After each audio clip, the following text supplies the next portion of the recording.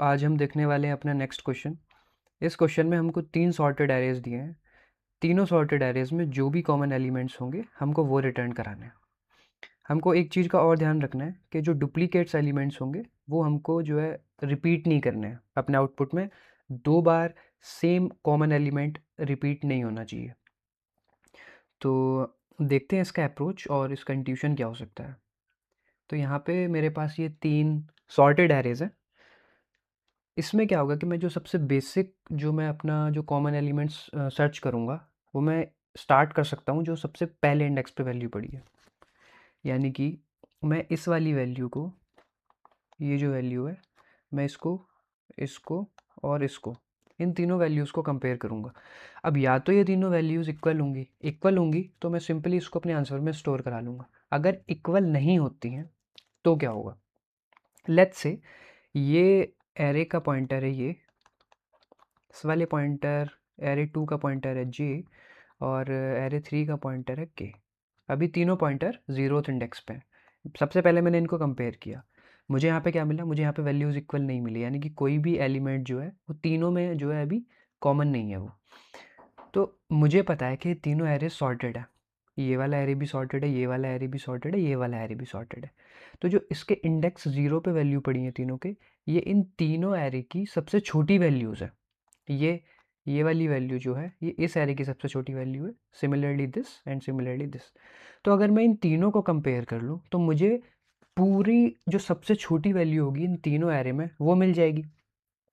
अब यहाँ पे अगर ये इक्वल नहीं है और मुझे कंपेयर करके इनमें सबसे छोटी वैल्यू मिल चुकी है, तो मुझे ये चीज़ पता चल गई है कि ये वाली वैल्यू अब आगे कभी रिपीट नहीं होगी। जैसे कि मैंने यहाँ पे ये तीनों वैल्यूज़ मैच की, मुझे इक्वल नहीं मिली तीनों। मुझे अब कंपेयर करना है तीनों में सबसे छोटी वैल्यू कौन सी है, सबसे छोटी वैल्यू है 1। अब मुझे ये पता चल गया है कि 1 मुझे यहाँ पे इस साइड कहीं और नहीं मिलने वाला, क्योंकि ऑलरेडी ये सॉर्टेड ऑर्डर में है। हमने ये वाली वैल्यूज़ कंपेयर कर ली हैं, इनमें सबसे छोटी वैल्यू 1 है, तो 1 तो अब यहाँ पे कभी नहीं आएगा क्योंकि 1 सबसे छोटा हो गया है। Got it. तो मैं इन तीनों वैल्यूज़ में अगर मुझे वैल्यूज़ इक्वल नहीं मिलती, जो भी सबसे छोटी वैल्यू होगी उसका पॉइंटर आगे की तरफ फॉरवर्ड हो जाएगा। तो अब आई आ गया मेरा 1 पे। ये तो होगी एलिमिनेट। अब मैं कंपेयर करूँगा, आई 1 पे है, जे 0 पे जो वैल्यू है और के 0 पे जो वैल्यू है। ये तीनों भी मुझे जो है, ये तीनों वैल्यूज़ जो है यहाँ पे, ये मुझे जो है इक्वल नहीं मिली। तो अब इन तीनों में फिर से मैं सबसे छोटी वैल्यू देखूँगा। सबसे छोटी वैल्यू क्या है, 3। तो 3 भी एलिमिनेट हो गया और के बढ़ गया आगे, के आ गया मेरा 1 पे। अब सेम ये वाली वैल्यू कंपेयर करूँगा, ये वाली वैल्यू कंपेयर करूँगा और ये वाली वैल्यू कंपेयर करूँगा। क्या ये इक्वल है? नहीं। अगर ये इक्वल नहीं है तो सबसे छोटी वैल्यू कौन सी है, 4। ये एलिमिनेट हो गया और के मेरा 2 पे आ गया। सेम ऐसे ही आपको रिपीट करते जाना है। 15 6 5 इक्वल नहीं है, सबसे छोटा कौन सा है, 5। 5 एलिमिनेट होके आई 2 पे आ गया। अब मैं कंपेयर करूँगा 10 6 15, सबसे छोटी वैल्यू क्या है, 6। 6 एलिमिनेट हो गया और जे मेरा 1 पे आ गया। अब 7 10 15, 7 इक्वल नहीं है, सबसे छोटी वैल्यू क्या है, 7 एलिमिनेट हो गया। ये आ गया मेरा जे यहाँ पे 2 पे। 10 20 15 इक्वल नहीं है, सबसे छोटी क्या है, 10। 10 एलिमिनेट हो गया, आई आ गया मेरा 3 पे। अब 20 20 15 इक्वल नहीं है, सबसे छोटा क्या है, 15। ये एलिमिनेट हो गया, क्या आ गया मेरा यहाँ पे 3।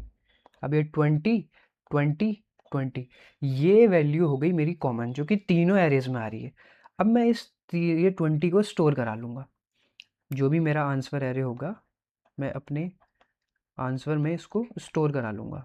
पुश बैक, जो भी मेरे वैल्यू होगी है 20, इसको मैंने यहाँ पे स्टोर करा लिया। अब जैसे ही मुझे कॉमन वैल्यू मिल जाएगी, मेरा आंसर मुझे मिल चुका है, तो मैं तीनों पॉइंटर को मूव कराऊंगा। यहाँ पे मैं आई को 4 पे ले आऊँगा, यहाँ पे मैं जे को 3 पे ले आऊँगा और के को मैं 4 पे ले आऊँगा। अब आगे वाली वैल्यूज़ के लिए ये मुझे यहाँ पे मिल चुकी है। ये आगे वाली वैल्यूज़ के लिए चेक करूँगा, 40 80 30 इक्वल नहीं है, सबसे छोटी क्या है, 30 एलिमिनेट हो गया, क्या आ गया मेरा 5 पे। 70 80 40 इक्वल नहीं है, सबसे छोटी वैल्यू क्या है, 40, आई आ गया मेरा 5 पे। 80 80 70 फिर से इक्वल नहीं है, सबसे छोटी वैल्यू क्या है, 70 एलिमिनेट हो गया, क्या आ गया मेरा 6 पे। 80 80 80 फिर से मुझे मेरा आंसर मिल गया। फिर से मैं ये जो है सेम इस बार अपना जो है 80 स्टोर करा लूँगा। ओके, अब फिर से आप जो है जैसे ही आपको वैल्यूज़ इक्वल मिल जाएंगी आप तीनों पॉइंटर मूव कराओगे। आई आ गया मेरा 6 पे, जे आ गया मेरा 4 पे, और के आ गया मेरा 7 पे। तो यहाँ पे क्या हुआ है कि यहाँ पे इंडेक्स की वैल्यू होगी है 6, ये मेरे एरे से बाहर चली गई है वैल्यू। तो मुझे पता है कि जो वैल्यू है वो तीनों में प्रेजेंट रहनी चाहिए, तीनों की जो कॉमन वैल्यू होगी मुझे वो ढूंढनी है। अब जब ये वाला एरे ख़त्म हो गया है तो अब इन दोनों में वैल्यू मिल भी जाएगी तो उसका कोई सेंस बनता नहीं है, क्योंकि वो इसमें तो नहीं होगी ना। तो यहीं पे हम अपना लूप जो है वो टर्मिनेट कर देंगे। तो मुझे मेरे आंसर मिल जाएंगे 20 और 80। आपको एक और चीज़ बोली गई है यहाँ पे, आपके जो आंसर होंगे वो सॉर्टेड ऑर्डर में ही होंगे, print all common elements in non decreasing order. तो ये हमको सॉर्टेड ऑर्डर में पहले से ही एरेज दिए हैं, तो हमें अपना आंसर जो है बाय डिफ़ॉल्ट सॉर्टेड ऑर्डर में मिलेगा। तो इसका एक बार जो एल्गो है वो और देख लेते हैं कि हम इसको किस तरह से जो है वो लिखेंगे। सबसे पहले मैंने बोला कि या तो सबसे पहले आप 3 पॉइंटर ले लो। स्टेप 1 क्या होगा, आप 3 पॉइंटर ले लेंगे जो कि तीनों के इंडेक्स 0 पे होंगे। जो आप कह रहे होंगे ना A1, यहाँ पे ये A1 होगा एक, यहाँ पे एक A2 होगा, यहाँ पे एक A3 होगा। ठीक है, इसमें कुछ कुछ एलिमेंट पड़े होंगे, इसमें कुछ कुछ एलिमेंट पड़े होंगे, यहाँ यहाँ यहाँ। आप सबसे पहले क्या काम करेंगे, आप सबसे पहले चेक करोगे कि यहाँ पे जो वैल्यूज़ है वो तीनों आपस में बराबर हैं या नहीं। तो आप कंडीशन लगा दोगे कि इफ़ जो एरे 1 के इंडेक्स आई पे वैल्यू पड़ी है क्या वो बराबर है एरे 2 के जेथ इंडेक्स पे, ऑल्सो कि एरे 2 वाली वैल्यू जेथ इंडेक्स पे जो है वो बराबर है A3 जो केथ इंडेक्स पे वैल्यू है। सबसे पहले आपने ये चेक कर लिया। अगर आपको ये कंडीशन जो है ट्रू मिलती है तो आप क्या काम करेंगे, एक वेक्टर एरे क्रिएट कर लेंगे आंसर, उसमें आप अपना जो है वो जो वैल्यू होगी कॉमन वो आप इसमें पुश करा दोगे। ये क्या होगी, कोई भी वैल्यू पुश करा दो आप, लेट्स से एरे, क्योंकि तीनों सेम ही है ना। ये मैंने पुश करा दी यहाँ पे। अब पुश कराने के बाद मैंने बोला था कि तीनों पॉइंटर को आगे की तरफ मूव करा दो, ये मैंने मूव करा दिया। ये तो हो गया आपका स्टेप 1। ठीक है, इसके बाद क्या हो सकता है कि ऐसे भी हो सकता है ना कि वैल्यूज़ जो हैं वो बराबर ना हो। एल्स में क्या होगा, ये तो हो गया इफ़ वाला केस। एल्स में क्या होगा, अगर वैल्यूज़ बराबर नहीं है तो आप क्या काम करो, सबसे मिनिमम वैल्यू निकाल लो इन तीनों की, जिस भी इंडेक्स पे आप अभी हो, यानी कि A1 के ith इंडेक्स पे हो, A2 के jth इंडेक्स पे हो, A3 के kth इंडेक्स पे हो। यहाँ से आपको सबसे मिनिमम वैल्यू मिल जाएगी, वो हो जाएगी स्टोर इसमें यहाँ पे। अब आप क्या काम करेंगे कि अगर ये वाली वैल्यू मिनिमम, आप चेक कर लो यहीं पे, इफ़ जो आपकी A1 है अगर वो मिनिमम है तो आप क्या काम करेंगे, आई प्लस प्लस करा दोगे। सिमिलरली आप यहाँ पे भी चेक कर लोगे इसके लिए भी, अगर A2 वाली वैल्यू मिनिमम है तो आप सिमिलरली जे को मूव करा दोगे। सेम अगर आपकी A3 इंडेक्स के वाली वैल्यू मिनिमम है तो आप क्या काम करेंगे, के को मूव करा देंगे। तो ये तो हो गया आपका सिंपल लॉजिक। क्वेश्चन में एक और चीज़ बोली गई है कि can you handle the duplicates without using any additional data structure. Got it. अब हमको डुप्लीकेट एलिमेंट जो है उसको भी हैंडल करना पड़ेगा। उसको हम कैसे हैंडल करेंगे, हालांकि डुप्लीकेट हम तब हैंडल करेंगे जब हमारी ऑलरेडी वैल्यूज़ जो है वो मैच हो गई होंगी। यहाँ पे हम अपनी डुप्लीकेसी हैंडल करने वाले हैं, क्योंकि अगर एलिमेंट्स इक्वल ही नहीं है, मुझे मेरा कॉमन एलिमेंट मिला ही नहीं है, तो मुझे वहाँ पे डुप्लीकेट हैंडल करने की कोई ज़रूरत ही नहीं है। जब मैं अपने इफ़ वाली कंडीशन में आऊँगा, यानी कि मुझे मेरी वैल्यूज़ इक्वल मिल चुकी हैं, अब आगे की वैल्यूज़ इक्वल ना हो उसके लिए मैं क्या कर सकता हूँ। आप सबसे पहले तो एक एग्जाम्पल देखो यहाँ पे, लेट्स से आपके एरेज होते हैं इस तरह से,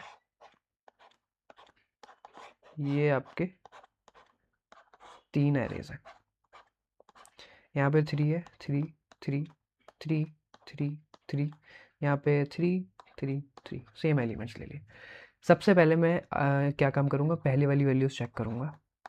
ये मैंने चेक की, मुझे मेरी वैल्यू मिल गई इक्वल, मैं अपनी इफ़ वाली कंडीशन में आ गया, यहाँ पे मेरी वैल्यू इक्वल मिल गई, मैंने आंसर डॉट पुश बैक करा लिया, ये इफ़ वाला है, यहाँ पे मैंने 3 पुश करा लिया।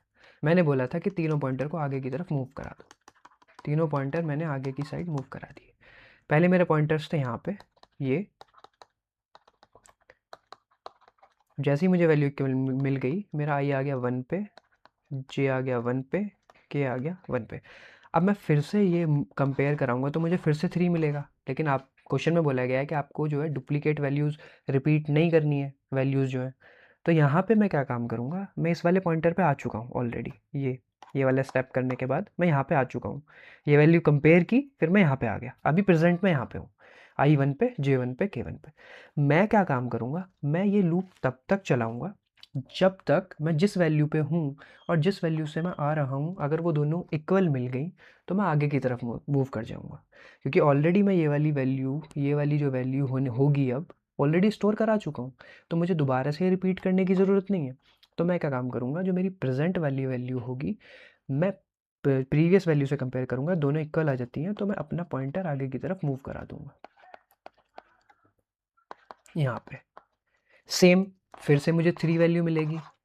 अब मुझे क्या काम करना है, फिर से चेक करना है प्रीवियस वैल्यू से। करंट अभी मैं यहाँ हूँ, प्रीवियस वैल्यू 3 है, मैं इस वैल्यू को कंपेयर करूँगा इस वाली वैल्यू से। अगर दोनों बराबर हैं, फिर से मैं आगे की तरफ मूव कर जाऊँगा। आई हो जाएगा मेरा 3, जो कि एरे से बाहर हो जाएगा, ये हो जाएगा 3, ये हो जाएगा 3। तो एरे से बाहर भी नहीं होनी चाहिए वैल्यू, आपको इस चीज़ को भी कंसिडर करना है। तो जैसे ही मुझे इफ़ कंडीशन में अपना जो आंसर मिल जाता है यहाँ पे ये, तो आप आगे की तरफ जे के प्लस मूव कराएंगे और यहाँ पे एक और चीज़ हैंडल करेंगे, ये यहाँ पे कि वाइल। एक तो सबसे पहले ध्यान रखो कि आपका जो इंडेक्स है वो एरे से बाहर नहीं आना चाहिए। तो जो भी एरे 1 का साइज़ होगा, A1 डॉट साइज़, सबसे पहली कंडीशन तो ये।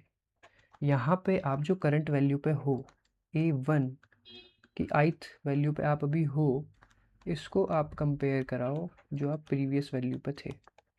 अगर ये दोनों बराबर हैं, आप अपने आई प्लस को तब तक प्लस प्लस कराते रहो।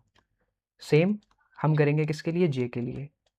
ये हो जाएगा A2 डॉट साइज़, ये है मेन। अभी आप जे पे हो, आप कंपेयर करो प्रीवियस आप किस पे थे, जे -1 पे थे। अगर ये दोनों वैल्यूज़ जब तक वाइल लूप है ना, जब तक इक्वल हैं तब तक जे प्लस प्लस कराते रहो। सेम हम करेंगे यहाँ पे जेड के लिए। तो ये सिंपल सा लॉजिक था इसका। तो अभी इस क्वेश्चन का कोड देख लेते हैं।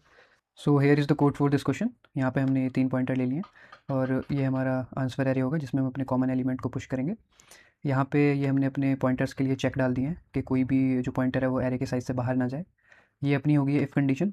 अगर मुझे सारे एलिमेंट्स जो है वो इक्वल मिलते हैं तो मैं अपने तीनों पॉइंटर्स को आगे की तरफ मूव करा दूंगा। और यहाँ पे हम डुप्लीकेसी हैंडल कर रहे हैं। ये होगी आपकी एल्स कंडीशन कि अगर आपको एलिमेंट्स इक्वल नहीं मिलते हैं तो जो भी मिनिमम होगा यहाँ पे, उसका पॉइंटर आप आगे की तरफ मूव करा दोगे। इसमें यहाँ पे एक और चीज़ है कि अगर आपको एक भी कॉमन एलिमेंट नहीं मिलता है तो आप जो है रिटर्न -1 कराएंगे। तो यहाँ पे अगर हमारा जो आंसर एरे है उसका साइज़ 0 है तो यहाँ पे मैंने रिटर्न -1 करा दिया और लास्ट में मैंने अपना जो है आंसर यहाँ पे रिटर्न करा दिया है ये। सो अभी एक बार इसको जो है सबमिट करके देख लेते हैं।